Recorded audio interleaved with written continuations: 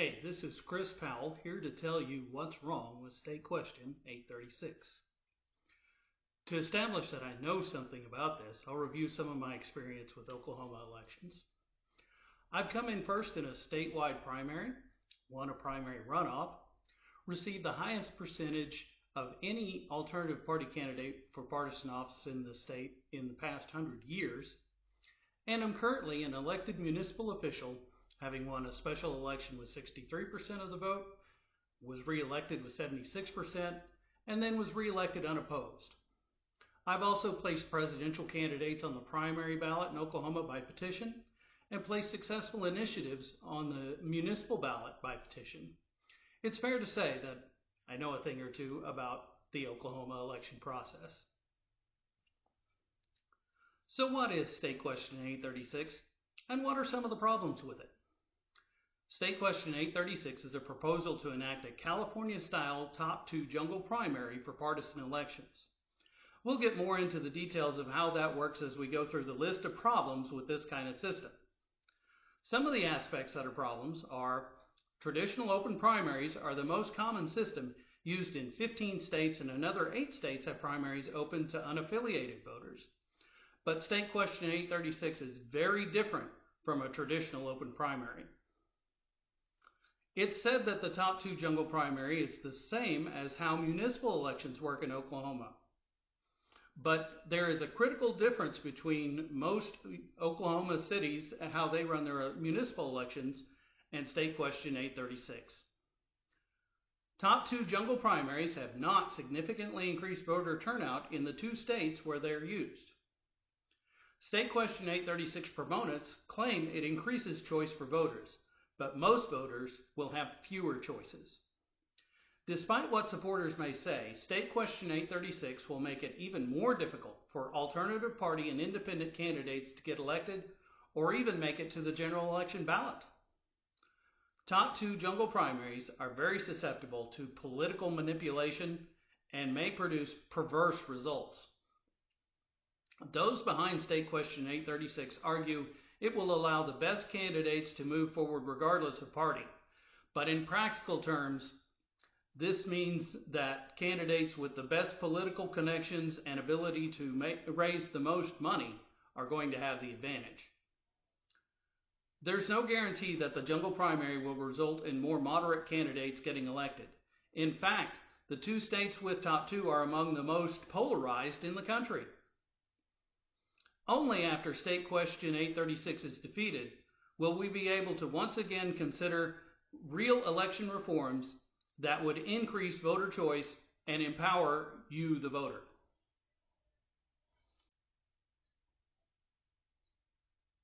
Traditional open primaries, which are in use in many states across the nation, allow any voter to receive the primary ballot of any party they choose.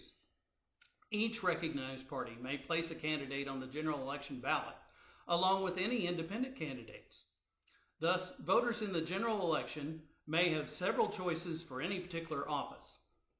A top two jungle primary scheme, such as in State Question 836, puts all candidates on one primary ballot, allowing just 2 candidates to be choices in the general election. The top 2 may be of the same party or otherwise be very similar, offering November voters little or no meaningful choice by eliminating entire categories of candidates. Some states have had unified ballots with all candidates, while still preserving the ability of each party to place a nominee on the general election ballot, along with each independent. But State Question 836 limits November voters to the bare minimum of 2 choices. State Question 836 might technically be an open primary, but it is so different from a traditional open primary that election experts and authorities, such as the National Conference of State Legislatures, places these top 2 jungle primary schemes in their own category. Most Oklahoma cities have a 2-stage process for municipal elections, with all candidates listed on the ballot in the first election, followed by a runoff, if needed, for any particular office. State Question 836 supporters claim that this is exactly like their top 2 jungle primary, but there are a couple of fundamental differences. Nearly all municipal elections in Oklahoma are nonpartisan. There are no party labels printed on ballots, and parties rarely get directly involved in these campaigns. More importantly, the first election may be legally termed a primary, but voters recognize it as the real election. And if a candidate gets a majority, they are elected and no runoff takes place. Because of this, turnout is nearly always higher for the first election than it is for the runoff, which only happens if it's needed, which is not very often. This is the exact opposite of state and county partisan elections, where turnout for primaries is always much lower than it is for the general election. One of the reasons given for just about any systemic change to election processes is to increase turnout, and Oklahoma does have quite low rates of voter participation. Promoters of State Question 836 suggest that because the jungle primary will allow all voters to choose from all candidates regardless of party, that turnout will increase. However, it is not particularly difficult to change party affiliation in Oklahoma. Indeed, while it is prohibited to change party affiliation during the usual primary period, presidential primaries fall outside that time frame, and there are many voters who change just to cast a ballot in the presidential race for a preferred primary candidate and then change back. Voters who prioritize participating in primaries can already do so. Those who don't aren't very likely to start just because of a change to a jungle primary ballot. The proof of this is the turnout increase or lack thereof in California and Washington. These are the states that have enacted top two schemes such as that in State Question 836. And they've not seen significant voter turnout increases compared to the rest of the country since doing so. It is only a minority of all voters who are politically involved enough to want to vote in primaries, and that won't change under State Question 836. Because of the top two aspect of State Question 836, the hyper-political minority that goes to the polls in primaries will be able to remove entire categories of candidates as potential choices for the much larger majority of voters who only participate in November. This will lead to fewer choices and less competitive races in the general election, which would likely decrease rather than increase turnout. California and Washington have had most of their statewide races come down to a Democrat versus a Republican, which is somewhat similar to what they had before enacting the top two, except without having any independent or alternative party choices for those who don't find either establishment party candidate acceptable. However, there have also been statewide races where both candidates were from the same establishment party, such as when Kamala Harris was elected to U.S. Senate or Dianne Feinstein's last election, when both faced another Democrat. In Oklahoma, it's very possible that many statewide elections would feature two similar Republicans for many offices on the November ballot if State Question 836 were to pass. Reducing choices at the election when the most voters participate is the opposite of sensible election reform. Top two makes it very difficult for independents and members of alternative parties to get past the primary ballot, significantly reducing the motivation for these candidates to run at all. It's possible that some supporters of State Question 836 see this as a benefit, but it harms voters. The only way that most alternative candidates can get on a November ballot is when no more than one establishment party candidate files for a particular office, and it is impossible to have certainty beforehand as to who will file as a candidate. In California, the only candidate to get on the general election ballot for a statewide race under top two that wasn't a Democrat or Republican was Steve Poizner, running for insurance commissioner in 2018 under that state's designation of no party preference. But Poizner had previously been elected insurance commissioner as a Republican in 2006, and he is personally extremely wealthy. Oklahoma's ballot access law makes it very difficult for alternative political parties, requiring a party candidate to get a certain percentage of the vote in the general election for a statewide office to maintain recognition, and requiring a large number of signatures to regain recognition once it's lost. Under State Question 836, it would be even more difficult. And the Democrat or Republican parties could easily manipulate the system to knock any and all alternative parties that do gain recognition off the ballot. The establishment parties and candidates would be able to manipulate the process in several ways. The Democrats or Republicans could flood particular offices with several candidates to prevent alternative party or unaffiliated candidates from advancing to the general election, or discourage all but one or two individuals from their party from running in order to concentrate votes for their chosen candidates. Rather than undermining political party power, State Question 836 creates more ways to exercise power, at least for the Republicans and Democrats. In the 2024 California U.S. Senate primary race, Adam Schiff ran ads attacking the leading Republican, Steve Garvey, as too conservative. In actuality, this was done to boost Garvey among Republicans so he would get more votes than the second leading Democrat, Katie Porter, because Schiff knew it would be easier to beat Garvey in November than another Democrat. Porter retaliated by running ads attacking another Republican, Eric Early, with the hope that this would reduce Garvey's totals and get Porter on the November ballot.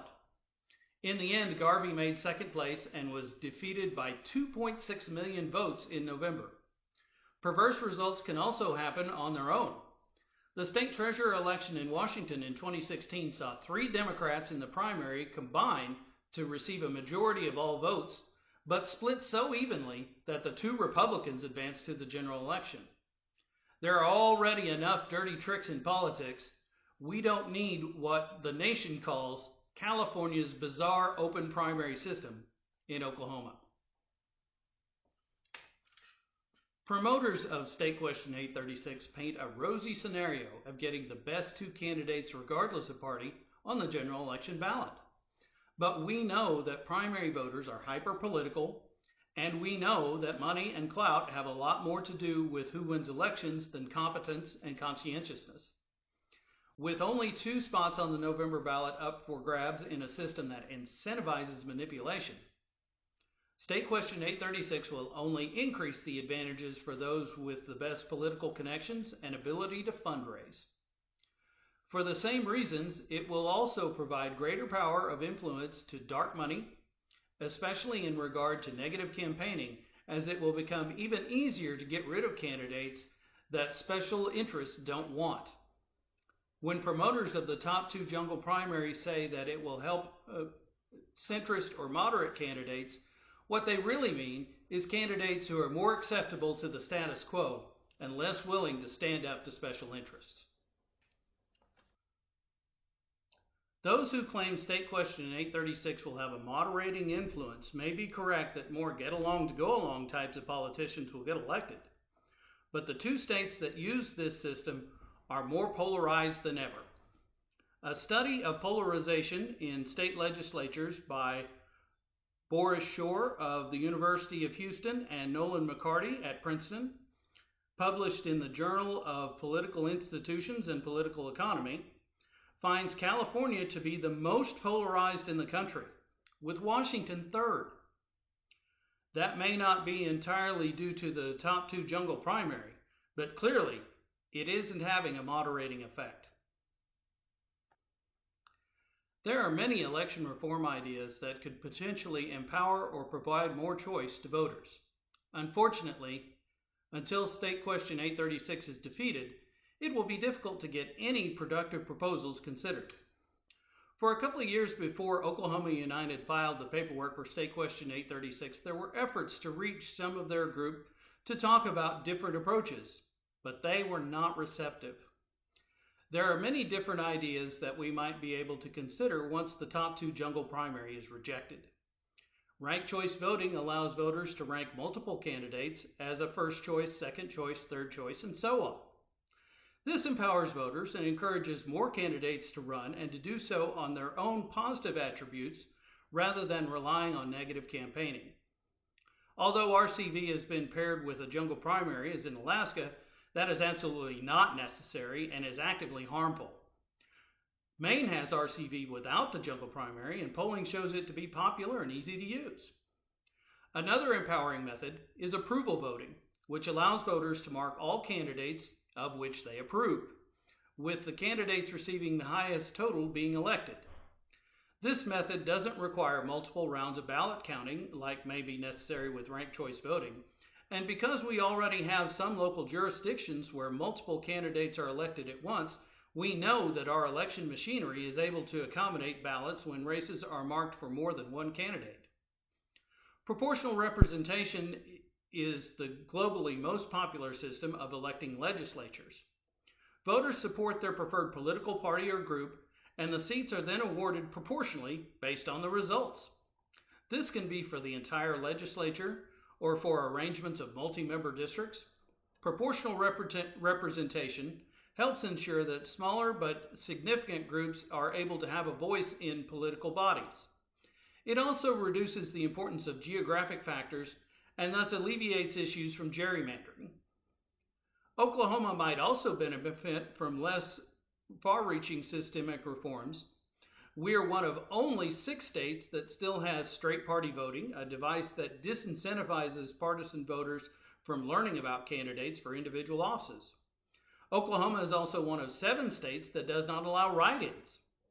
In recent years, there have been significant races won by write-in candidates, most famously Lisa Murkowski for U.S. Senate in Alaska. It also might be beneficial to consider eliminating primaries altogether. Louisiana's system is one where all candidates are on one ballot in November when the largest number of people vote. If no candidate receives a majority, then there is a runoff afterward. This is actually similar to how most Oklahoma municipal elections work and empowers general election voters rather than the smaller number of hyper-political primary voters. Backers of State Question 836's California-style jungle primary scheme will be able to start gathering signatures on October 29th. If you happen to run into one of these signature gatherers for State Question 836, you might ask them some questions. One is, why do they keep calling it an open primary when it's really a California-style jungle primary scheme? Another is, why do they keep saying it's like municipal elections when our municipal elections in Oklahoma have the most voters going when they have the most choice, and State Question 836 doesn't do that? You might ask them why it's claimed that State Question 836 will increase voter turnout when the 2 states that have it have not seen an increase in voter turnout. You might ask those signature gatherers why they're supporting State Question 836 when it's actually going to reduce choice for most voters when they go to the poll in November. You might also ask the signature gatherers why they support State Question 836 when it will be a death knell for alternative party and independent candidates in Oklahoma. And you can ask them why they want a system where political manipulation and perverse results are inevitably going to happen. You might ask them why they want a system such as in State Question 836's jungle primary that is going to give even more of an advantage to the candidates with the most political clout and ability to raise money, and increase the influence of dark money. You might ask them why they want a system that claims it will result in more moderate candidates, but in fact is going to advantage the candidates who are most acceptable to the status quo and least likely to rock the boat when people are upset. And you might ask them why they're supporting State Question 836 when there's so many better election reform ideas to consider that we will be able to look at once State Question 836 is defeated. So that's some of the things that are wrong with State Question 836 and the California-style jungle primary scheme that it would enact. I would encourage you to not sign the petition to get that on the ballot, so that we can move on to real election reform instead of this California scheme. And if it does make the ballot, I would encourage you to vote no. This is a system that's only going to make the more politically involved more powerful, and it will reduce the ability of the rest of us to have a voice in our government, and it will reduce choice for voters. So oppose State Question 836, don't sign the petition, and vote no if it makes it to the ballot. Thank you.